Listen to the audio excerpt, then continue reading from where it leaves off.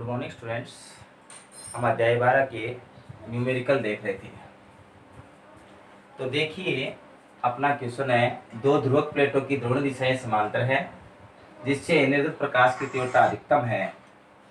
इनमें से एक प्लेट को कितना घुमाया जाए कि निर्गत प्रकाश की तीव्रता अधिकतम तीव्रता की एक चौथाई रह जाए,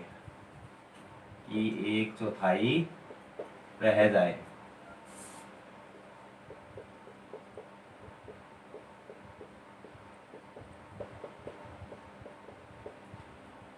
तो देखिए, दो ध्रुवक प्लेटें, तो इनको पोलराइड शीट कहा जा सकता है। ये प्रारंभ में क्या थी? समांतर थी, अर्थात इस अवस्था में आपको बताया संपाती होती है या समांतर होती है तो तीव्रता क्या होती है? अधिकतम होती है। अगले दे भी रखा है।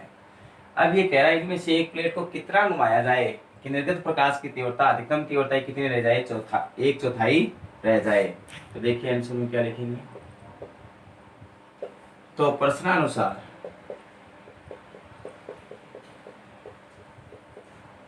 हमें क्या देखा है कि परिणामी जो तीव्रता है इस अवस्था के लिए वो प्रारंभिक तीव्रता क्या रह जाए? अधिकतम तीव्रता क्या रह जाए? I0/4 अर्थात एक चौथाई रह जाए। तो इस अवस्था में थीटा की वैल्यू क्या होगी कि कितना कोण घुमाया जाए? तो मेलस नियम से क्या लिखेंगे? देखो, मेलस नियम से, तो मेलस नियम क्या होता है? I=I0 cos square theta. तो इससे मान लीजिए आप, इसलिए I0 के स्थान रखेंगे I0/4, I0 cos square theta. I0 से I0 कैंसिल। देखिए क्या आ गया? cos स्क्वायर थीटा की वैल्यू आ गई 1/4। cos थीटा की वैल्यू हम लेंगे तो वर्गमूल लग जाएगा 1/4। cos theta 1/2। थीटा की वैल्यू ज्ञात करनी है cos इनवर्स 1/2। और कितने डिग्री पर होता है 1/2? cos की वैल्यू 60 डिग्री पर होती है। तो थीटा की वैल्यू कितनी आ गई? 60 डिग्री। अब देखिए इसी संबंधित अगला क्वेश्चन देखिए।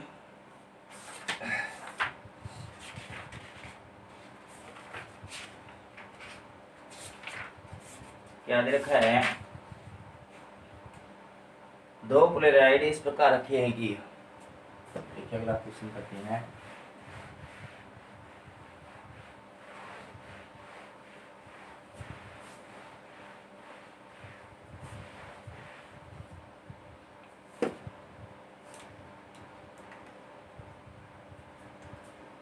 दो पोलराइड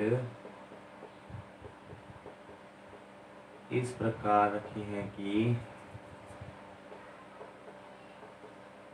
इस प्रकार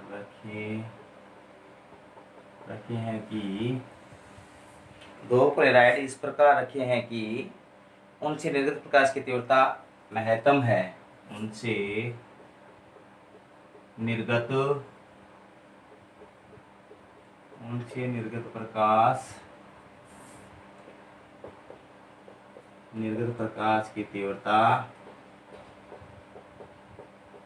महत्तम है, मतलब अधिकतम है। फिर आगे क्या कह रहा है क्वेश्चन अपना? यदि एक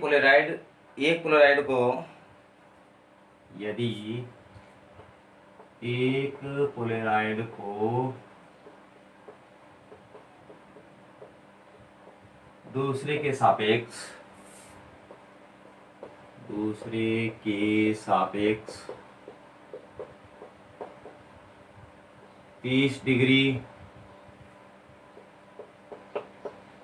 90 डिग्री से घुमा दिया जाए,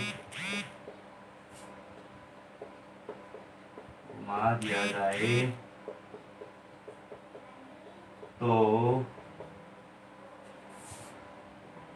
नवीन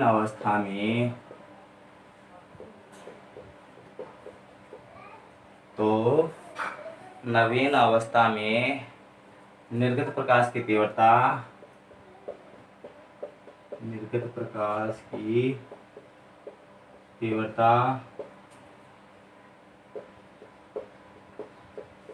अधिकतम तीव्रता की निर्गत प्रकाश की तीव्रता अधिकतम तीव्रता की अधिकतम तीव्रता का कौन सा भाग होगी, कौन सा भाग होगी।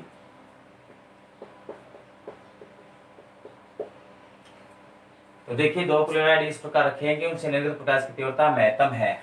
तो महत्तम कब होती है, जब संपाती और उस अवस्था में परिणामी तीव्रता क्या होती है, आई नोड होती है नहीं होती है। तो देखिए क्या कह रहा है ये कि यदि एक क्लोराइड शीट को 30 डिग्री और 90 डिग्री से घुमा दिया जाए तो नवीन अवस्था में, मतलब नई जो अवस्था बनी है ये, इस अवस्था में निर्गत प्रकाश की जो तीव्रता होगी वो अधिकतम तीव्रता का कौन सा भाग होगी। तो पहले कंडीशन लेते हैं मेलस नियम से, क्योंकि दो क्लोराइड शीट है तो कौन सा नियम लगेगा, मेलस नियम। तो मेलस नियम क्या कहता है, I equal I node cos square theta, I equal I node cos square theta. अब देखिए पहली कंडीशन में थीटा की वैल्यू कितनी दे रखी है, 30 डिग्री दे रखी है। कितनी दे रखी है, 30 डिग्री। तो इसलिए क्या लिखेंगे, I equal I node cos square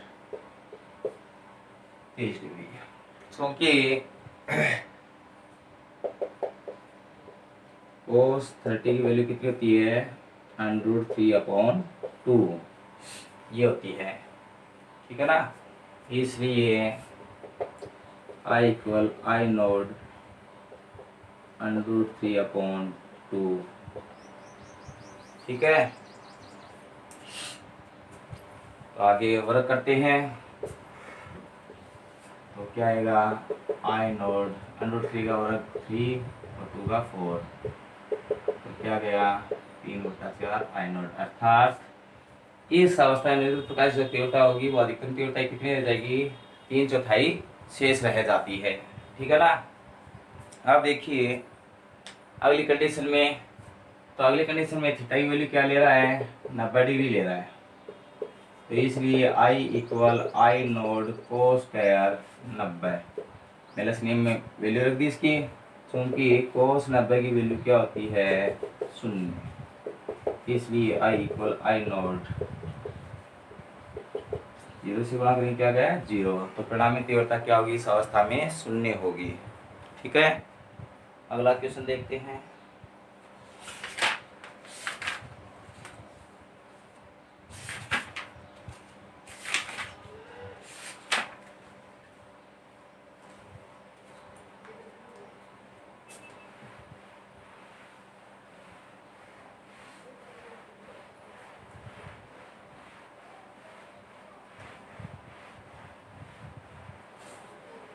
तो अगला क्वेश्चन देखिए, 0.1 mm दूरी से 0.1 mm दूरी से पृथक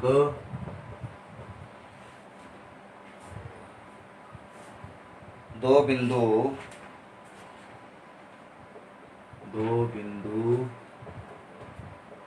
एक सूक्ष्मदर्शी से बस देखे ही जा सकते हैं, बस देखे ही जा सकते हैं जब, बस देखे ही जा सकते हैं जब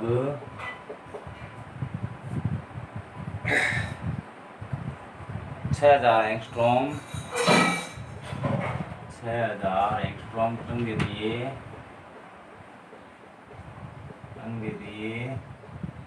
का प्रकाश काम में लिया जाता है, काम में लिया जाता है। 6000 एंगस्ट्रॉम तरंग दैर्ध्य का प्रकाश काम में लिया जाता है। यदि 4800 एंगस्ट्रॉम तरंगदैर्ध्य का प्रकाश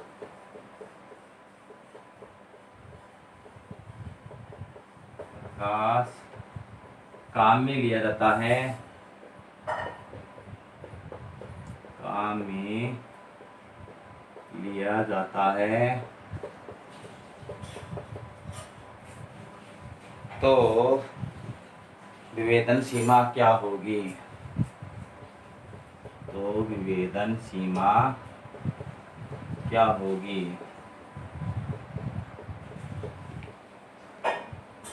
विभेदन सीमा क्या होगी?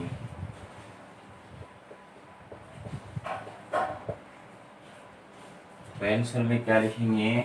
पहले प्रश्न आप स्पीड कीजिए। क्या है? 0.1 mm दूरी से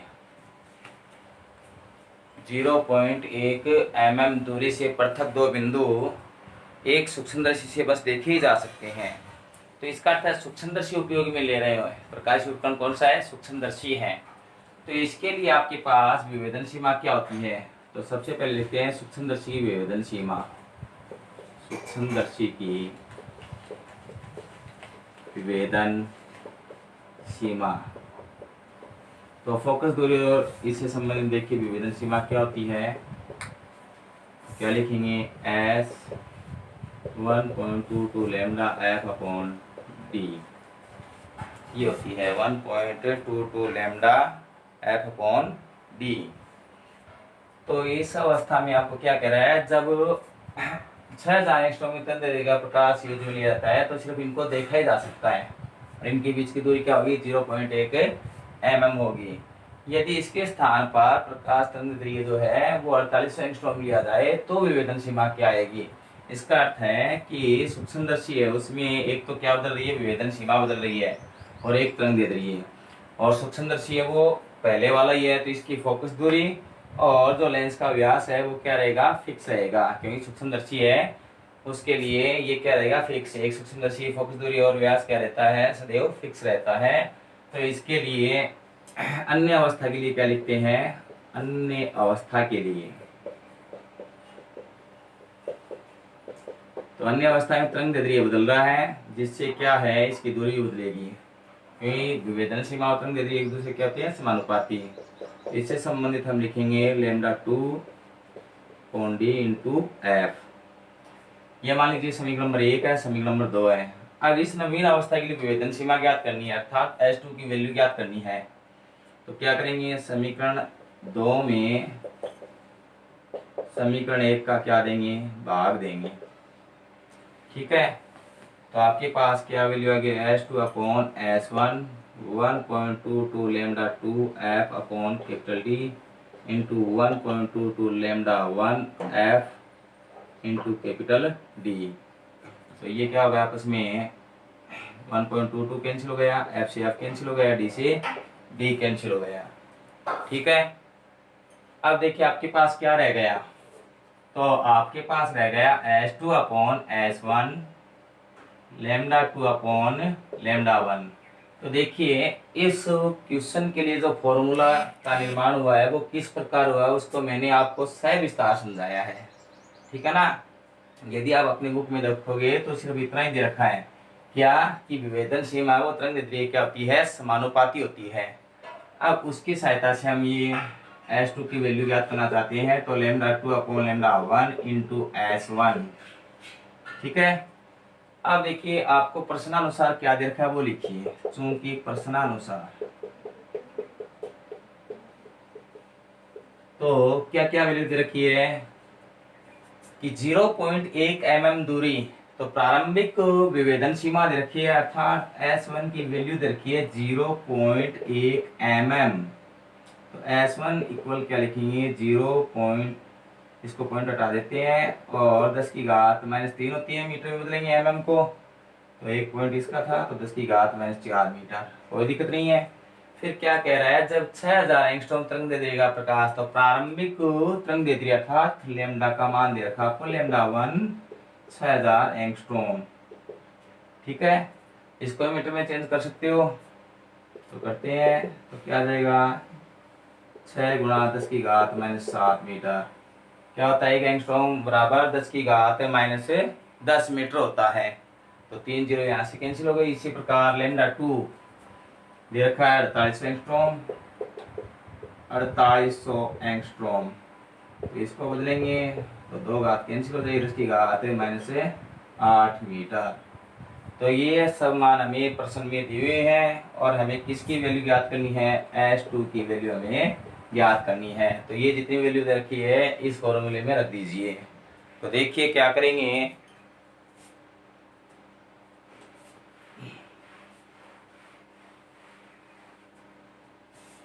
तो यहाँ पर रखते हैं वैल्यू ये जो दे रखी है S2 इक्वल लेमडा 2। तो कितनी रखी है 48 गुणा 10 की घात -8 इंटू S1 1 गुणा 10 की घात -4। इसके बाद में क्या देखा है लेमडा 1, लेमडा 1 की वैल्यू कितनी थी 6 गुणा 10 की घात -7। तो ये 8 पर कट गया, घात यहाँ पर कट जाए, 10 की घात -5 रह गई। तो 8 गुणा 10 की घात -5। ठीक है। अब देखिए यदि इसको mm में बदलते हैं तो क्या लिख सकते हैं, ये तो आ गई मीटर में, mm में बदलेंगे तो 0.08 mm मिलीमीटर। तो 4800 एंगस्ट्रॉम तरंगदैर्ध्य के प्रकाश के लिए जो विभेदन सीमा होगी सूक्ष्मदर्शी वो कितनी होगी 0.08 mm होती है। ठीक है। अब देखिए एक और क्वेश्चन, क्या दे रखा है,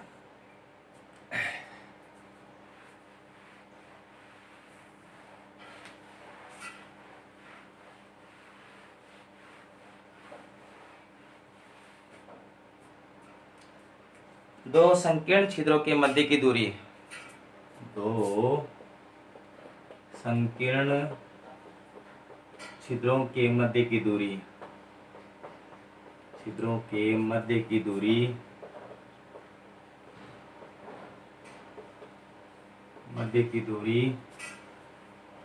1.525 mm है, 1.525 mm है, जो 5 गुणा 10 की घात -5 सेमी, जो 5 गुणा 10 की घात -5 सेमी तरंगदैर्ध्य वाले प्रकाश स्रोत के सामने रखे हैं। जो 5 गुणा 10 की घात -5 तरंगदैर्ध्य वाले प्रकाश स्रोत के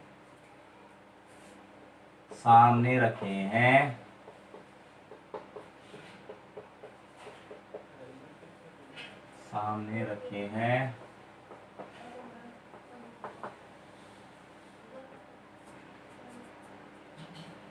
आगे क्या कह रहा है, तथा 4 सेमी व्यास वाले,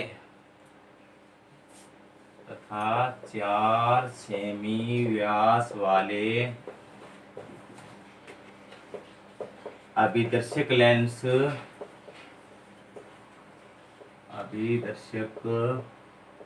लेंस 4 सेमी व्यास वाले अभिदर्शक लेंस वाले दूरदर्शी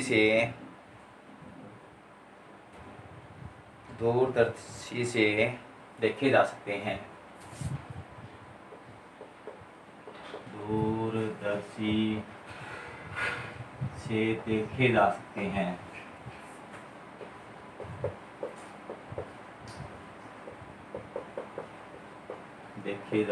हैं।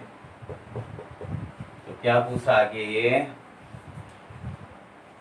तो दूरदर्शी से इन छिद्रों की अधिकतम दूरी ज्ञात कीजिए। तो दूरदर्शी से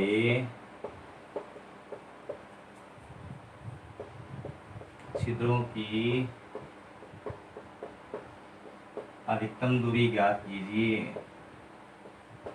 अधिकतम दूरी ज्ञात कीजिए।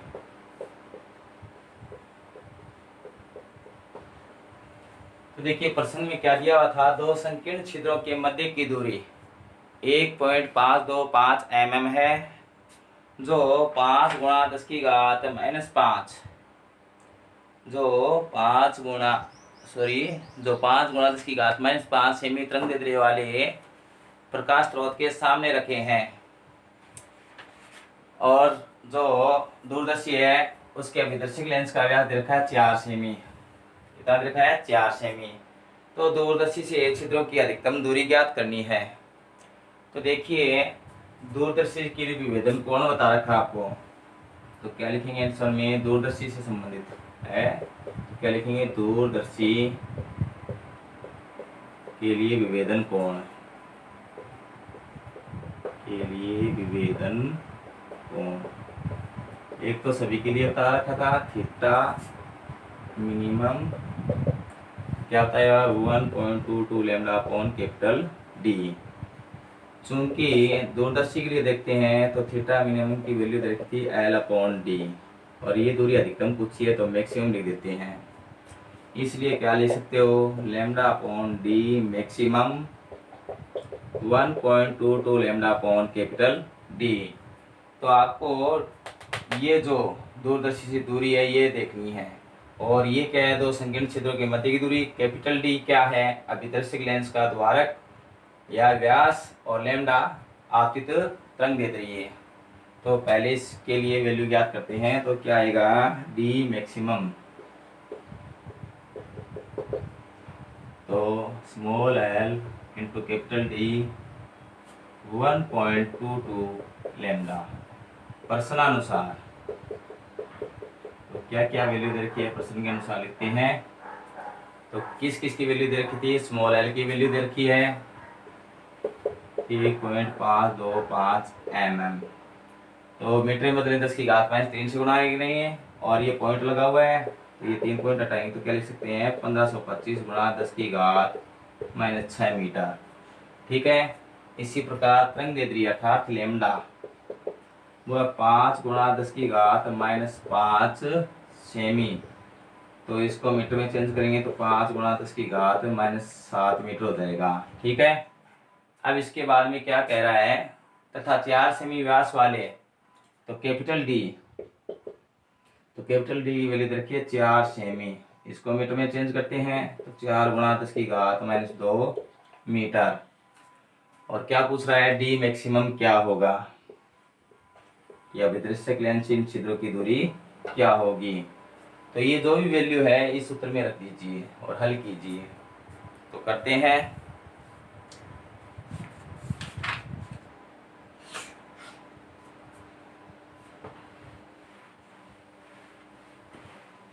तो देखिए डी मैक्सिमम क्या आ रहा है? तो स्मॉल एल की वैल्यू ये रही 1525 गुणा 10 की घात -6।